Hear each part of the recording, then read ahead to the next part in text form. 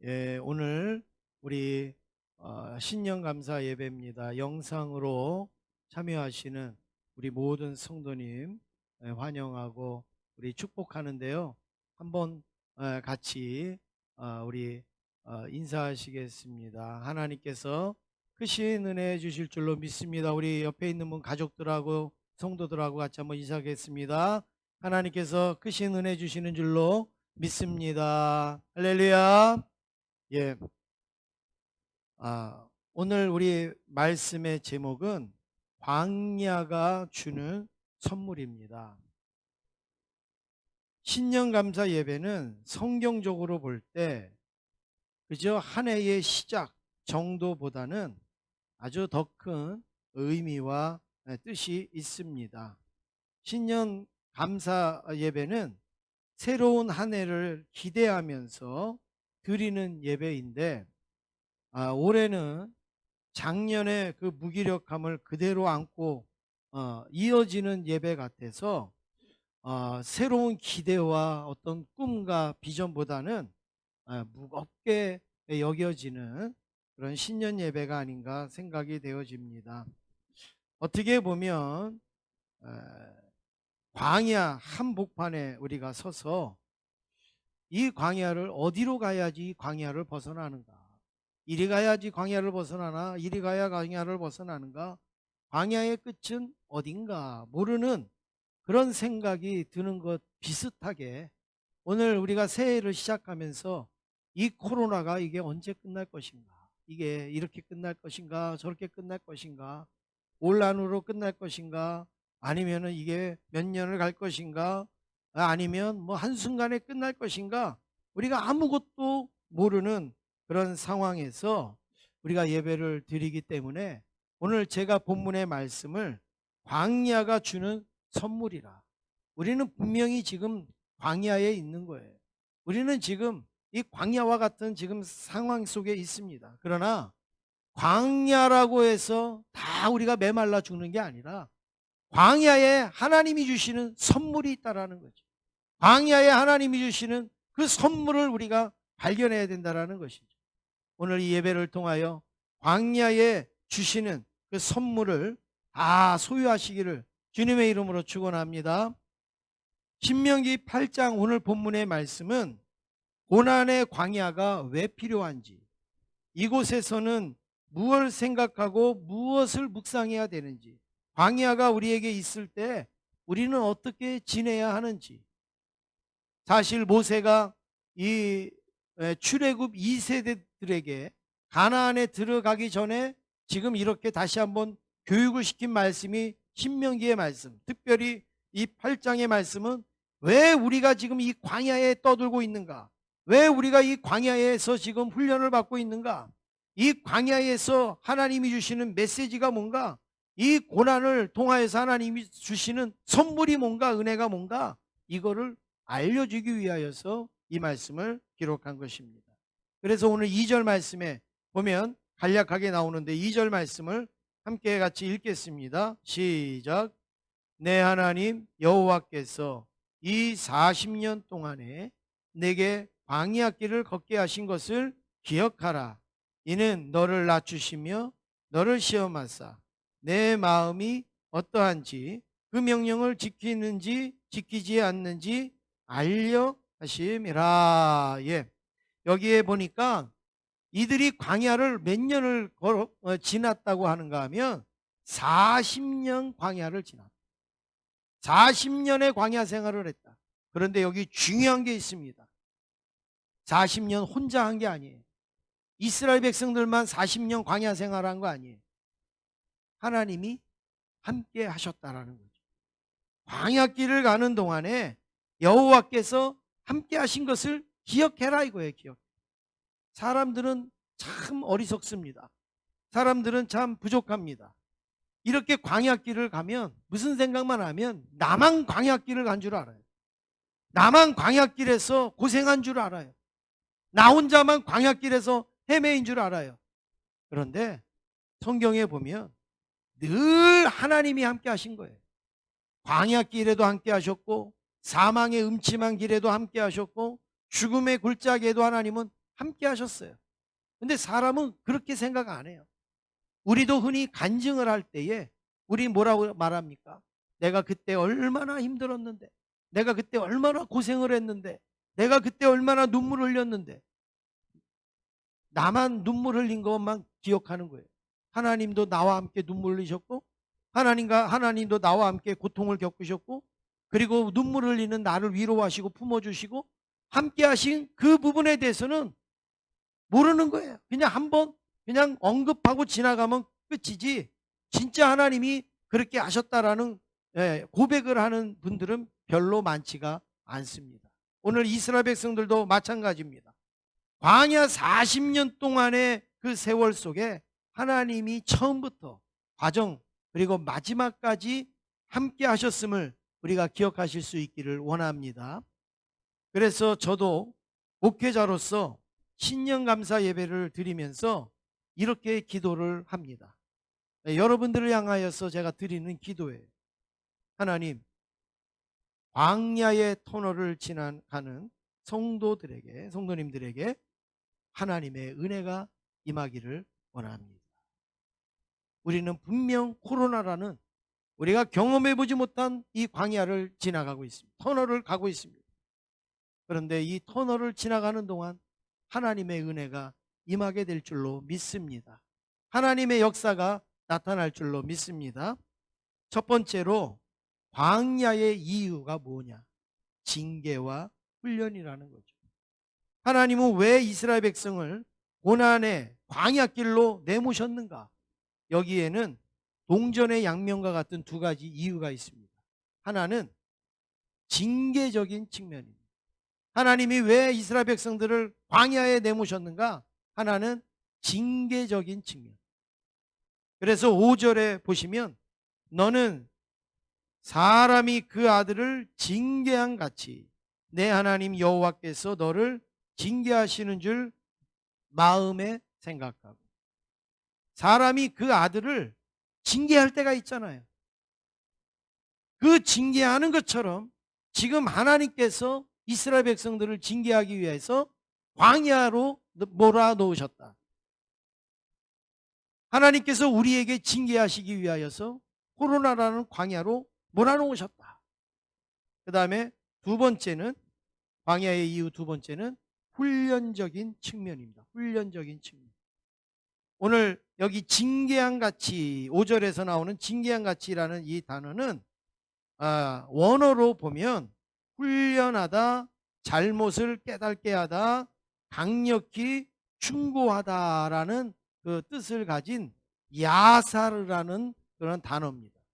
그러니까 징계하다, 이것은 징계하는 것도 있지만 또 다른 의미로 훈련을 한다, 그리고 잘못을 깨닫게 하다, 그리고 강력히 충고하다라는 뜻으로 야사르라는 거예요. 훈련하다, 훈련하다.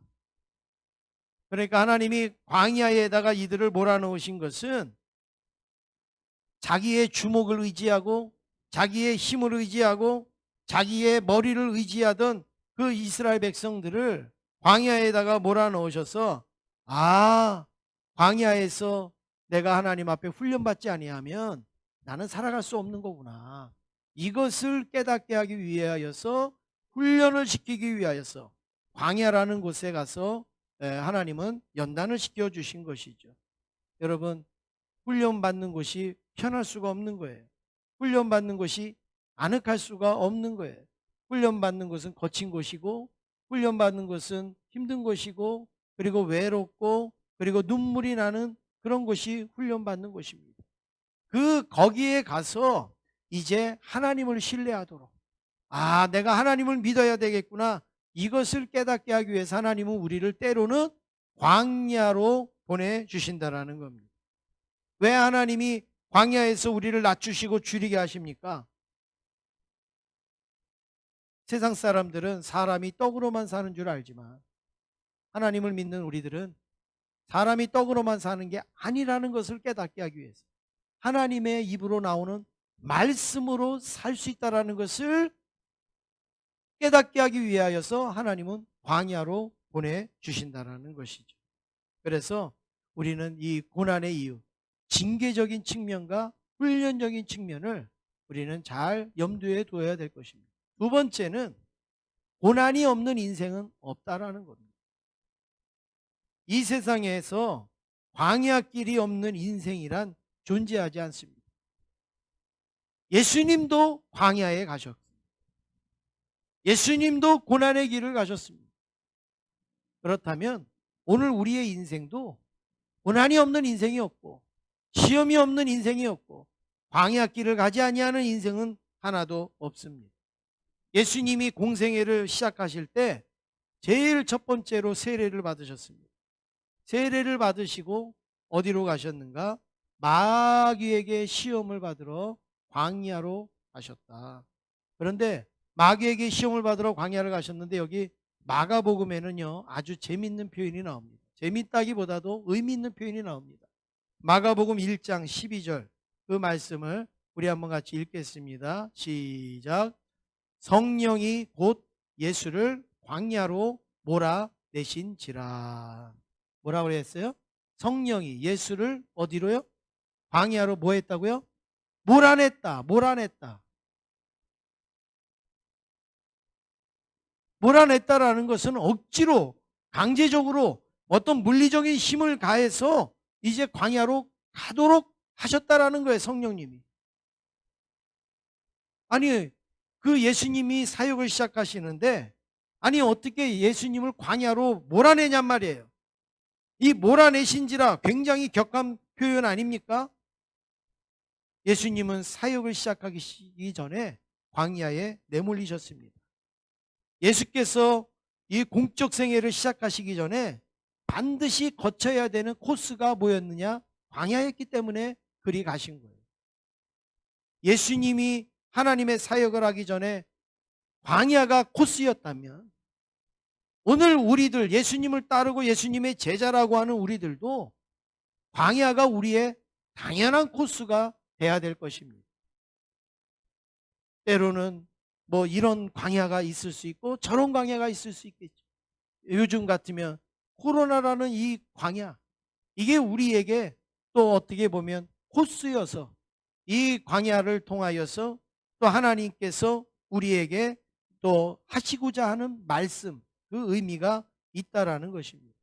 여러분, 광야를 경험해 본 사람하고 광야를 경험하지 아니한 사람하고는 인생 자체가 다릅니다.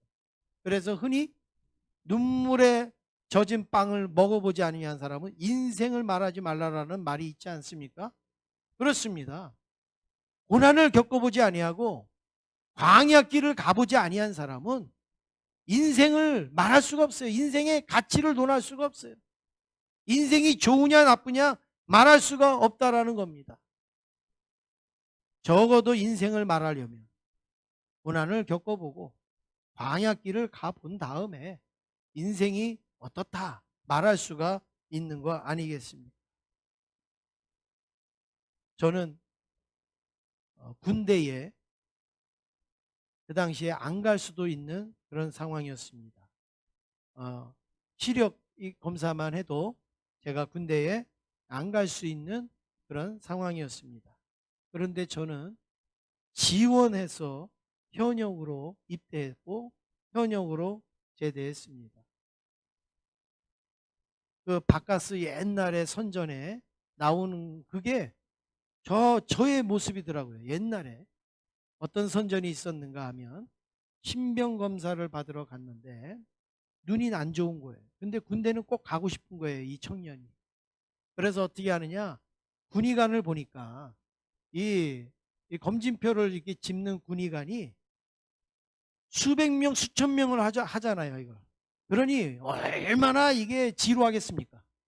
그러니까 제가 봐도 어떻게 하느냐, 보지도 않고 3번 딱딱딱딱 두들기면 그 항상 이 닿는 거예요. 가리키는데 가리키는 거예요. 그냥 보지도 않고 그냥 이렇게 하는 거예요. 그러면은 그거 대답하면 통과 이렇게 하거든요.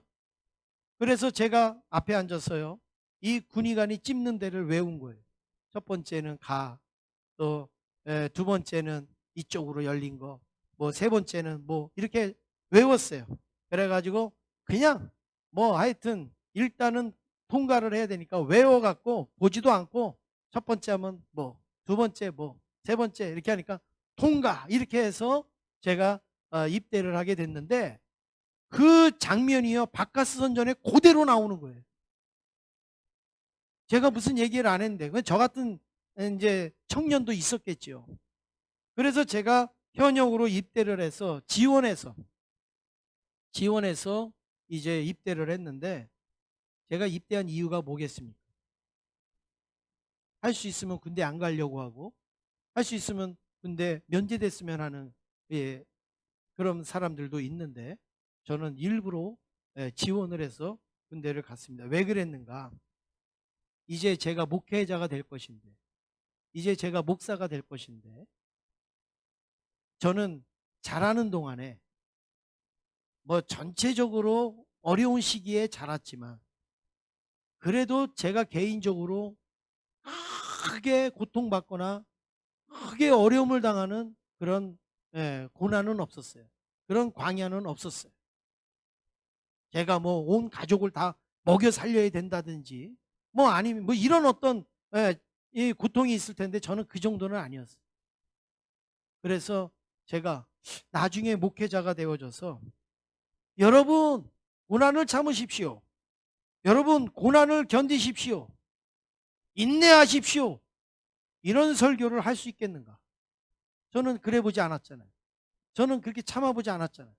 저는 견뎌보지 않았잖아요. 그래 놓고 지금 가정 때문에 건강 때문에 직장 때문에 어려움 당하는 성도들을 향하여서 여러분 참으면 됩니다. 견디십시오. 인내하십시오. 그렇게 어떻게 설교를 하겠는가? 그래도 남자에게는 군대가 큰 고난이고 군대가 큰 어려움인데 그래도 군대라도 한번 갔다 오고 군대에 3년 생활을 한번 해본 다음에 설교를 할 때 여러분 인내하십시오. 그래도 설교를 그나마 할 수 있겠지. 그것도 안 하고 제가 어떻게 강단에서 설교를 할 수 있겠는가. 그 마음이 들어서 제가 지원을 해서 군대에 입대해서 그리고 제대를 마쳤습니다. 근데 지금에 와서 생각을 해보면 그때의 그 결심이 얼마나 잘했는지 그때에 입대한 것이 얼마나 좋았는지 얼마나 다행인지 모릅니다. 저는 그 3년의 군 생활이 지금 목회의 버팀목이 됐어요. 버팀목. 그냥 고난을 견디십시오 하는 정도의 이 말을 하는 어떤 뒷받침이 된 게 아니라 실질적으로 제가 목회를 하는데 저에게 지구력이나 아니면은 또 인내함이나 아니면은 뭐 또 순발력이나 뭐 어떤 이런 것들을 다 갖추게 하는 그런 버팀목이 됐단 말이에요. 아주 훈련의 장소가 됐단 말이에요. 훈련의 장소. 그래서 군대 생활이 제 목회에 얼마나 도움이 되는지 몰라요. 도움이 됐고 앞으로도 계속 될 것이라고 저는 여겨집니다. 제가 군대 갔다 온 걸 자랑하려고 말씀드리는 게 아니라 우리에게 당하는 고난 일부러도 우리는 당할 수 있는데 일부러 안 당하더라도 나에게 처한 그 고난을 피하려고 생각하지 마시고 이 고난이 분명히 나에게는 어떤 유익을 줄 것이라는 이 확신을 가지고 고난을 대하시면 이 고난이 나중에 지나간 다음에는 내가 그때 그 고난 때문에 이 자리에 설 수 있었다. 내가 그때 그 광야의 길을 갔기 때문에 내가 지금 이만큼 될 수 있었다라는 그런 은혜를 경험하고 고백하는 시간이 될 줄로 믿습니다. 세 번째로 왜 광야 길을 가는데 감사해야 하는가? 비단길도 아니고 황금길도 아닌데 광야 길을 가는데 왜 감사해야 하는가? 한 네 가지 정도로 오늘 말씀을 드리겠습니다. 이게 본론입니다. 오늘 첫 번째는 광야에서 하나님과 소통할 수 있기 때문에 우리는 감사해야 하는 겁니다. 광야의 특징이 무엇인가? 단절입니다. 광야의 특징은 고독입니다. 광야의 특징은 외로움입니다. 광야에는요 소통이 안 돼요. 다 단절돼 있어요. 그리고 광야에는 혼자예요. 고독해요. 그래서 또 외롭기도 해요. 오늘 코로나 바이러스가 있는 지금 이 시대가 똑같지 않습니까? 가족 간에도 단절, 친구 간에도 단절, 성도 간에도 단절, 예배도 단절. 뭐든지 칸막에 막아놓고 마스크 쓰고 그리고 거리 두기를 하고 이렇게 하는 지금 코로나의 제일 지금 대책이 뭡니까? 무조건 단절 아니겠습니까? 단절. 많이 모이지도 못하고 한 공간에 여럿이 있지도 못하고 단절을 경험해야 돼요. 단절을 경험하다 보면 어떻게 됩니까? 고독입니다. 고독. 너무 외로워지는 거죠. 너무 슬퍼지는 거죠. 힘들어지는 거죠.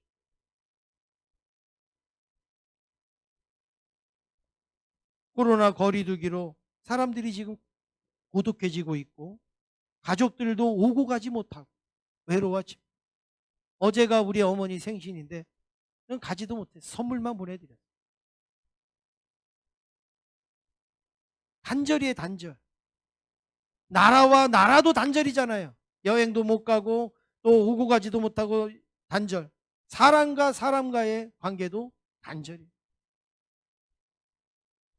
인생 전부를 살펴보면 이런 광야의 길이 우리에게 몇 번 찾아오게 됩니다. 우리가 세상과 단절되면 그것은 세상과 단절됐다 이렇게만 생각할 것이 아니라 세상과 단절되면 하나님과 교통할 시간이 찾아왔다. 우리는 이렇게 생각하셔야 돼요. 우리 세상에서 너무 복잡하고 고달프고 힘들면 어디에 올라갑니까? 기도원에 올라갑니다. 세상과 단절하고 하나님 만나려고 하나님 앞에 기도하려고 기도원에 올라갑니다. 산에 올라갑니다. 그런데 우리 지금 이 시대는 자연이 단절됐어요. 자연이. 산에 안 올라가도 단절이에요. 기도원에 안 올라가도 단절이에요.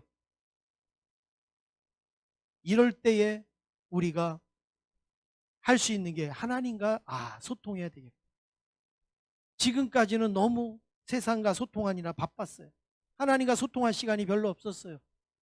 하나님과 대면할 시간이 별로 없었어요. 근데 지금 어쩔 수 없는 이런 상황 속에 세상과 단절되는 이런 상황 속에 우리는 하나님과 소통할 수 있는 절호의 기회를 맞이하게 된 겁니다. 하나님은 마스크를 써도 소통할 수가 있어요. 하나님은 가름막을 쳐도 소통할 수가 있어요. 하나님은 거리두기를 해도 소통할 수가 있어요. 나 혼자 있어도 하나님과 소통할 수가 있어요. 하나님은 영이시기 때문에 하나님은 언제든지 어디서든지 소통할 수가 있는 거 아니겠습니까? 사람과의 단절만 가지고 힘들고 어렵다고 우리가 그렇게만 여기지 말고 그래, 우리가 이번 기회가 하나님과 내가 소통할 시간이다. 소통할 기회다. 이런 확신과 믿음을 가지시기를 주님의 이름으로 축원합니다. 우리 외형적으로는 하나님과의 소통도 어렵죠. 지금 교회도 못 나오시고 가정에서 영상을 통해서 예배를 드리셔야 되니까 또 사랑방 예배도 못 드리시고 뭐 봉사도 못하고 여러분 이러니까 우리는 하나님과도 단절된 것처럼 여겨져요. 하나님과도 우리는 거리두기가 된 것처럼 여겨져요. 그렇지만 여러분 그렇지 않습니다. 다른 방법으로도 하나님과 얼마든지 소통할 수가 있어요. 다른 방법으로도 얼마든지 하나님과 만날 수 있습니다. 힘쓸 수 있습니다. 제가 몇 가지 예시를 드리면 일주일에 한 번이라도 여러분 교회 나오셔서 기도하고 가시면 되죠. 다 모이지는 못하더라도 나 혼자 와서 기도하고 가는 거야. 할 수 있는 거 아니겠어요. 우리가 생각을 안 하고 마음을 안 먹고 움직이지를 않아서 그렇지. 교회 일주일 내내 텅텅 비었어요. 그러면 여러분들이 좋은 시간, 여러분들이 편리하신 시간 아무 때나 와서 10분, 30분, 1시간 기도하다가 가시면 여러분 그 하나님과 좋은 소통의 그런 시간 아니겠습니까? 또 우리 순원들에게 전화나 메시지를 보내시든 혼자 외롭고 고독하고 할 때 뭐 합니까? 순원들에게 전화도 좀 한번 하시고 그리고 메시지도 좀 보내시고 여러분 좋지 않습니까? 그리고 말씀을 또 열심히 집에서 묵상을 하시든지 아니면 성경 필사를 하시든지 그렇지 아니하면 어려운 성도가 누가 있는가? 힘든 성도가 누구 있는가? 그걸 돌아보면 여러분 이게 전부 다 하나님과 소통하는 일 아니겠습니까? 우리가 이 단절의 시대에 하나님과 소통하는 방법을 찾아야지. 그냥 단절의 시기에 아무것도 나는 못해. 그리고 있다면. 여러분, 우리에게 하나님이 광야를 주신 그 의미가 사라지지 않습니다. 두 번째는 하나님의 특별 공급을 경험하기 때문에 감사한 겁니다. 광야 길에서는 하나님의 특별 공급을 경험할 수가 있습니다. 3절 말씀을 우리 보시면 3절 말씀 보시겠습니다. 너를 낮추시며 너를 줄이게 하시며 또 나도 알지 못하며 내 조상들도 알지 못하던 만나를 내게 먹이신 것은 이랬습니다. 여기에 고난의 특징 세 가지가 나옵니다. 광야의 특징 세 가지가 나옵니다. 첫 번째가 뭐예요? 너를 낮추시며 이랬어요. 하나는 너를 낮추신다. 낮추신다. 그 다음에 또 하나는 뭡니까? 우리를 줄이게 하신다. 줄이게 하신다. 광야에 그렇잖아요. 광야에서 누가 목에 힘주는 사람이 어디 있어요? 다 낮아지죠. 그리고 광야에서 배부른 사람이 어디 있습니까? 다 줄이게 되죠. 그 대신 그 다음에 세 번째는 뭐냐면 광야에서는 하나님의 초월성을 배우게 하십니다. 무슨 말씀인가? 내가 농사 짓지 아니하고 내가 열심을 내지 아니했는데 하나님이 나에게 만나도 주시고 매출하기도 주시는 이 하나님의 초월성, 사람이 할 수 없고 사람이 줄 수 없는 그 은혜를 경험하게 된답니다. 여러분 태평하고 안전하고 그리고 문제가 없을 때는 하나님의 특별한 경험을 잘 맛보질 못하지 않습니까? 그런데 내가 위험에 처해 있고 그리고 위기에 처해 있고 고난에 처해 있을 때는 하나님께서 나에게 특별히 주시는 은혜, 하나님이 초월적으로 주시는 은혜를 경험하게 되는 거예요. 내가 건강할 때는 내 병이 낫는지 안 낫는지 이 초월적인 경험을 잘 못해요. 그러나 내 몸이 아주 죽을 정도로 망가졌을 때 하나님이 고쳐주시는 그 초월적인 경험을 우리는 경험하지 않습니까? 바로 이 광야에는 이런 의미가 있는 거예요. 이런 의미. 하나님이 우리를 낮추시기도 하시고 우리를 줄이기도 하시지만 반면에 우리가 할 수 없는 엄청난 일, 초월적인 역사. 저는 분명히 이런 비전을 갖습니다. 코로나19로 인하여서 한국교회가 지금 말할 수 없이 힘들고 어렵습니다. 지금 막 줄여지잖아요. 그리고 막 낮춰지잖아요. 요즘 한국교회가 목에 힘주는 교회가 어디 있습니까? 정말 지금 굶주리고 힘들어서 재정적으로 여러 가지 문제로 지금 고난을 겪고 있지 않습니까? 그런데 저는 거기에 멈추지 아니하고 분명히 초월적인 하나님의 은혜가 한국교회에 임하게 될 줄로 믿습니다. 그렇게 된다고 저는 여겨집니다. 그동안 우리가 배부르고 우리가 즐거워했고 평안할 때 하나님의 초월성을 깨닫지 못했던 그 초월함을 이 코로나 시대에 하나님께서 우리 교회에 맛보게 하실 줄로 믿습니다. 지금까지의 방법과는 다른 방법, 지금까지의 어떤 상황과는 다른 어떤 하나님만이 하실 수 있는 특별한 어떤 상황을 통하여서 하나님은 초월적인 은혜를 우리에게 주실 줄로 믿습니다. 여러분 각자에게도 마찬가지입니다. 그 믿음을 가지시기를 원합니다. 세 번째는 광야 시대에 우리가 왜 감사해야 되는가? 하나님만 의지할 수 있기 때문에 감사한 것입니다. 오늘 3절 그 후반절에 보니까 어떤 말씀이 있습니까? 사람이 떡으로만 사는 것이 아니에요. 여호와의 입에서 나오는 모든 말씀으로 사는 줄을 내가 알게 하려 하심이니라. 우리가 온전히 하나님을 의지하지 못함으로 광야를 만나게 되었다면 이제 고난이라는 학비를 치르고 하나님을 온전하게 의지하는 법을 배워야 되는 거예요. 학생들이 공부할 때 그냥 공짜로 공부하지 않지 않습니까? 학비를 내야 되듯이. 오늘 우리의 신앙의 학비가 무엇이냐? 광야라는 학비를 내야 되는 거예요. 고난이라는 학비를 내야 돼요. 이 고난과 광야라는 학비를 내고 우리는 뭘 깨닫는가? 하나님을 의지해야지 사는구나. 하나님을 의지해야 우리는 살 수 있구나. 이거를 깨닫는 거예요. 자녀들도 배불리 먹고 마시고 공부할 때는 가정이 좋은지 부모님이 좋은지 몰라요. 그런데 흔히 우리 세상에 하는 말로 나가서 무슨 고생을 해봐요?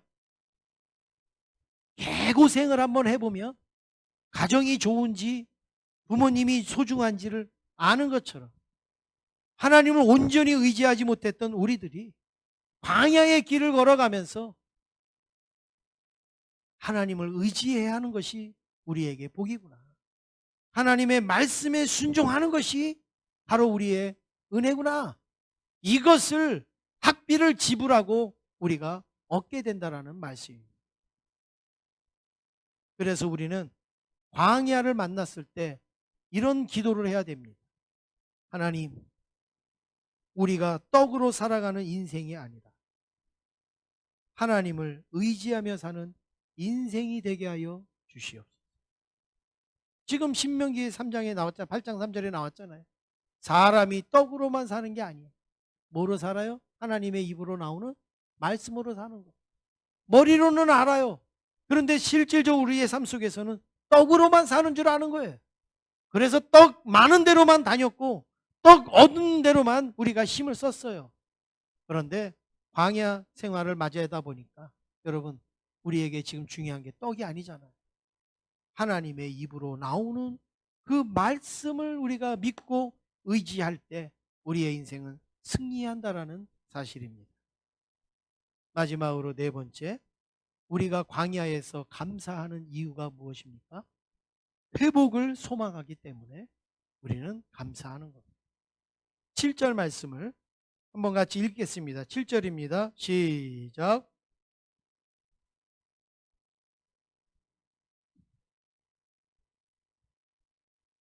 네, 여기 말씀해 보니까 내 하나님 여호와께서 너를 어떤 땅에요? 아름다운 땅에 이르게 하시나니 그랬습니다. 이스라엘 백성들이 40년 광야 생활하는 동안 줄이지 않았습니다.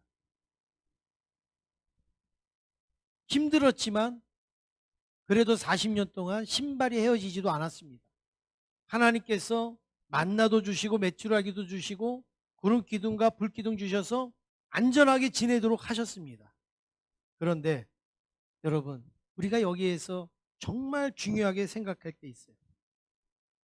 광야 생활이지만 나름대로 이스라엘 백성들은 광야 생활을 잘 지냈어요. 하나님이 은혜 주셔서, 하나님이 지켜주셔서. 광야 생활이지만 그래도 광야 생활 속에서 최상의 삶을 살았습니다. 그러면 여러분, 그것만으로 다행이라 이렇게 여깁니까? 아, 그래, 광야에서 그래도 나는 먹을 거 먹었어. 그리고 나는 광야에서 살 만큼 살았어. 그래도 그렇게 어렵지 않았어. 그러니까 나는 잘 된 거야. 여러분, 그렇게 생각하시겠습니까? 광야가 목표라면 그렇게 말할 수 있겠죠. 근데 이스라엘 백성들의 인생의 목표는 광야에서 잘 먹는 게 아니잖아요. 광야에서 잘 사는 게 아니지 않습니까? 그들의 목표는 어디를 가야 되느냐? 젖과 꿀이 흐르는 가나안에 가는 게 목표고, 그 가는 여정이 광야예요, 광야. 그런데 그 여정이 광야지만 그래도 나는 그래도 어렵지 않으니까 다행이야. 그래도 나는 힘들지 않으니까 괜찮아. 여러분 그리고 말냔 말이죠. 광야 생활은 아무리 풍족해도 광야고 우리는 어디를 가야 돼요? 가나안에 가야 돼. 가나안에 들어갈 수 있어요. 코로나 시대에 그래도 나는 코로나 안 걸려서 안전해. 그래도 내 주변에는 코로나 걸린 사람이 없어서 그래도 괜찮아. 그래도 난 마스크 많이 사놔서 나는 괜찮아. 여러분 이렇게 우리가 사는 게 만족이겠습니까?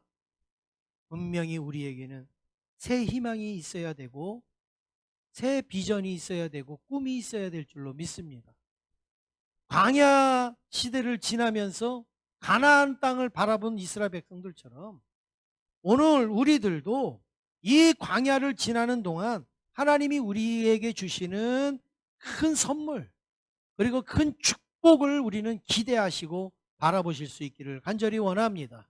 코로나 시대가 지나면 하나님께서 우리에게 가나안과 같은 적과 꿀이 흐르는 축복을 주실 것이라는 이 믿음과 확신이 있어야 될 줄로 믿습니다. 어느 목사님이 제게 이런 카드를 보내왔습니다. 새해 주님과 함께함이 선물입니다. 이 카드를 이제 그 카톡으로 보내왔어요. 새해 주님과 함께함이 선물입니다. 그래서 제가 이 목사님에게 답장을 보냈습니다. 어떻게 보냈습니까? 그렇습니다. 광야 생활도 주님과 함께하면 선물입니다. 할렐루야. 광야 생활도 주님과 함께하면 선물입니다. 코로나 시대에도 주님과 함께하면 은혜입니다. 주님과 함께하면 축복입니다. 송구영신 예배를 끝내고 예배 드릴 때도 아무도 없었지만 예배 끝나고 가는 그 길이 얼마나 춥고 얼마나 스산하고 그리고 얼마나 적막한지 그 차가운 공기를 마시면서 제가 집에를 들어가는데 참 무겁고 참 안타까운 마음.